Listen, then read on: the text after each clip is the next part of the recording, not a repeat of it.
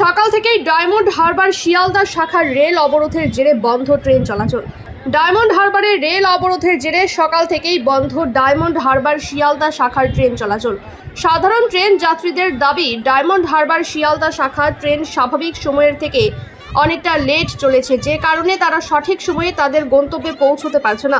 অসুবিধার সম্মুখীন হতে হচ্ছে, কখনো বা অফিসে লেট হয়ে যাচ্ছে তাদের, যে কারণে সকাল থেকেই ডায়মন্ড হারবারের রেল অবরোধে বিক্ষোভ দেখাতে থাকে সাধারণ ট্রেন যাত্রীরা।